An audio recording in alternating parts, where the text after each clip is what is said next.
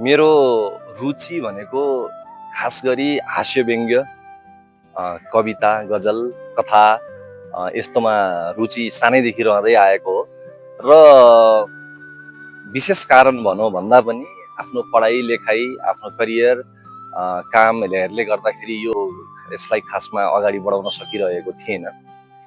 अब चाहिँ उमेर पनि 40 कटियो, केही न केही यसो आफ्नो रचनाहरू सबैको सामु प्रस्तुत गरौँ। टिपन टापन कोही यताबाट ल्याएर कोही उताबाट ल्याएर जोडेर गाँसेर मैले कविताहरू पनि बनाइरहेको हुन्छु, केही आफैले पनि आफ्नो शब्दहरू दिएर गरिरहेको हुन्छु।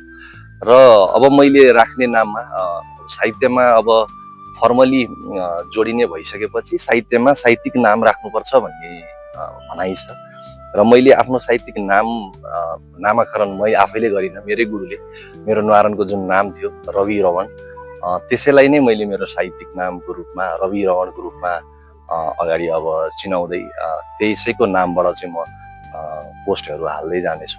आशा छ तपाईहरुलाई मेरो भिडियो, मेरो हास्य व्यङ्ग्य कविता मनपर्छ होला। मनपर्छ भने तपाईहरुले सपोर्ट गरिदिनुहुन्छ भन्ने आशा राखेको छु। आजको मेरो कविताको शीर्षक मैले राखेको छु, खोइ त हामीले सकेको। यो चाहिँ हामीले चाहिँ कुराहरू गर्छौँ, यस्तो भइदिए हुन्थ्यो भनेर भन्छौँ, तर हाम्रो आफ्नो तर्फबाट हामीले केही गर्न सकेको छैनौँ। आम नेपाली जनताले कतिले गरिरहनु भएको छ, धेरै जसोले मेजोरिटीले गर्न सक्नु भएको छैन र त्यही हिसाबले मैले खोइ त हामीले सकेको, यो अब हामीले गर्नुपर्छ भन्ने आशयले यो शीर्षक राखेको छु। खोइ त हामीले सकेको कविताको शीर्षकमा म कविता भन्न गइरहेको छु। सूर्यले समान तेज दिन्छ सबैलाई, सूर्यले समान तेज दिन्छ सबैलाई, आगोले समान हिसाबले पोल्छ सबैलाई, पानीले समान रूपले भिजाउँछ सबैलाई, हुरी बतासले समान गतिले उडाउँछ सबैलाई। कहीँ कतै भेदभाव छैन, हामीले पनि त्यस्तै समान अटल व्यवहार राख्नुपर्ने होइन, हामीले पनि त्यस्तै समान अटल व्यवहार गर्नुपर्ने होइन, विभेद नगरी काम गर्नुपर्छ भन्ने लाग्नुपर्ने होइन। खोइ त हामीले सकेको। फाँसीको फन्दा जति तान्यो उति कसिन्छ, फाँसीको फन्दा जति तान्यो उति कसिन्छ, दलदलमा जति बढी चल्यो त्यति तल भासिन्छ, लोकल अन्न जति जोगाउँ भन्यो त्यति नासिन्छ, यहाँ राम्रो शब्द बोल्दा होइन छाडा शब्द बोल्दा बढी हाँसिन्छ। हामी खुसी र सुखी हुन खोजेको होइन, हामी खुसी र सुखी हुन खोजेको होइन, हामीले आनन्द र शान्ति खोजेको होइन। खोइ त हामीले सक्यौँ। आफू गर्छौं गल्ती दोष अरूलाई थुपारिदिन्छौँ, आफू गर्छौं गल्ती दोष अरूलाई थुपारिदिन्छौँ, आफूलाई पर्दा हात जोड्छौँ अरूलाई लोपारिदिन्छौँ। जतिसुकै ढिला होस् अरूलाई आफूलाई हतारिदिन्छौँ, सहयोग गर्नुपर्ने बेला भयो कि मुन्टो बटारिदिन्छौँ। मै खाऊँ मै लाऊँ भन्ने आसक्ति छोड्नुपर्छ भनेको होइन, गलत बाटो होइन अब सही बाटो हिँड्ने उपदेश बाँडेको होइन। खोइ त हामीले सकेको। हामीले ताजा खाना किन खान्छौँ, हामीले ताजा खाना किन खान्छौँ, हामीले योगा रनिङ जिम किन जान्छौँ, हामी व्रत फास्टिङ किन मान्छौँ, हामी अर्ग्यानिक खोजी घर किन लान्छौँ। हामी स्वस्थ हुन खोजेको होइन, हामी फिट र राम्रो देखिन खोजेको होइन। खोइ त हामीले सकेको।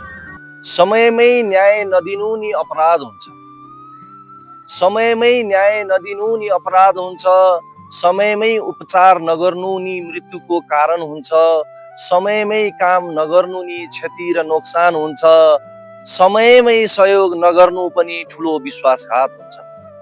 हामीले सधैँ दुर्भाग्यबाट जोगिन खोजेको होइन, हामीले समस्या सजिलै सुल्झाउन खोजेको होइन। खोइ त हामीले सकेको। उद्योग व्यवसाय चलाउन ठुलो पैसा चाहिन्छ, उद्योग व्यवसाय चलाउन ठुलो पैसा चाहिन्छ, वातावरण सकारात्मक भए मात्र रोजगारी पाइन्छ, देशमै काम गर्नै पाइएन भन्ने धेरै गीत गाइन्छ। त्यही उद्योगीको घर पसलमा जबरजस्ती आगो लाइन्छ। आफ्नै देशमा गरी खान पाऊँ भनेको होइन, आफ्नै देशमा गरी खान पाऊँ भनेको होइन, विदेश हामी जान्नौ यही उद्यम गर्छौं भनेको होइन। खोइ त हामीले सक्यौं। उसले उसलाई हेपेको छ, उसले उसलाई हेपेको छ। पहाडी मधेसी दलित जनजाति भनेको छ। नयाँ क्रान्ति भन्दै बन्द हडताल गरेको छ। शक्ति प्रदर्शनको नाउँमा आफ्नै देशको सम्पत्ति तोडेको छ, फोडेको छ। सयौं थुङ्गा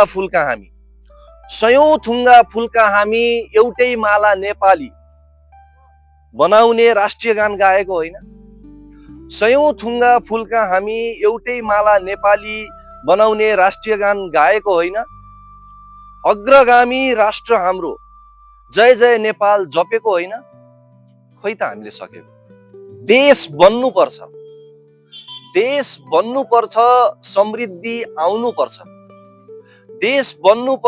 समृद्धि आउनुपर्छ। नेता सुध्रिनुपर्छ, भ्रष्टाचार रोकिनुपर्छ। हाम्रो होइन, राम्रोले स्थान पाउनुपर्छ। झोले बन्ने होइन, असल राम्रो नेतृत्व छान्नुपर्छ। हामीले त्यसैको लागि भोट दिएको होइन, घण्टौं लाइनमा उभिएको होइन। देश बनाउने नेतृत्व कहिले आयो त? खोइ त हामीले सक्यौं। हस्, धन्यवाद।